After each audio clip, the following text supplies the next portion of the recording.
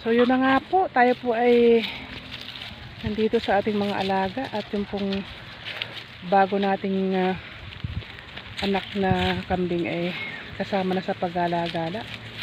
Masaya po kung pagmasdan ang kapaligiran. Yan po. Ako po ay magsisimula magtanim ng napier at dumadami na po ang alaga natin. Kulang na kulang po ang ating pagkain sa mga kambing.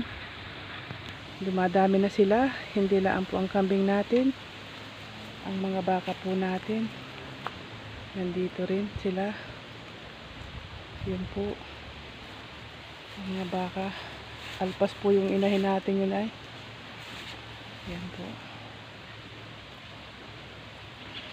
Kaya po tayo nag-uumpisang magtanim. Babakuran po ito hanggang dito. Matataniman po na napier at Madre de Agua. Yan po ang ating mga alaga. Kulangin po tayo sa ating mga pakain. Yan po ang ating mga alaga. Pulas, buntis na rin po yung ating inahin na yun. Saka po itong isang anak na ito ay magbubuntis na rin. Ang gusto ko lang po ay mabago ang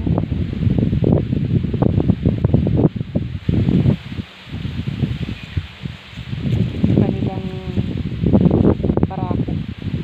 Buntis po yan. Saka po yung mga dalawa ang mga giging anak nila. Tapos yun naman po ating dalawang alaga ay lalaki po yan.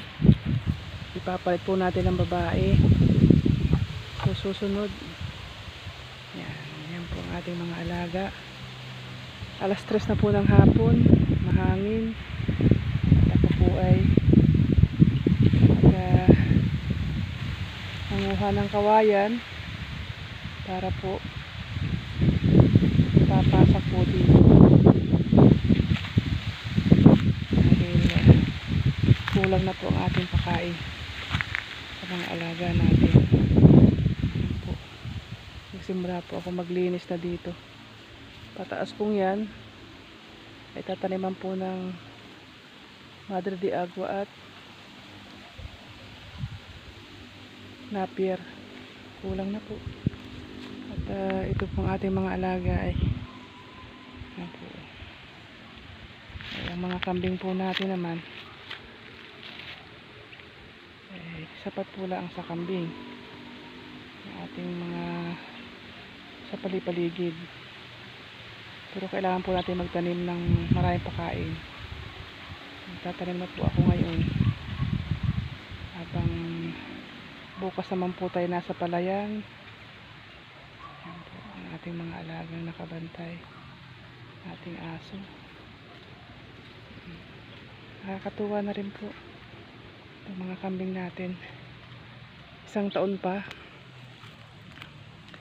ay tayo po ay dadami na ito. Ang ating laampong bahay ay nasira ang bubong sa lakas ng hangin. Marami pong aayusin.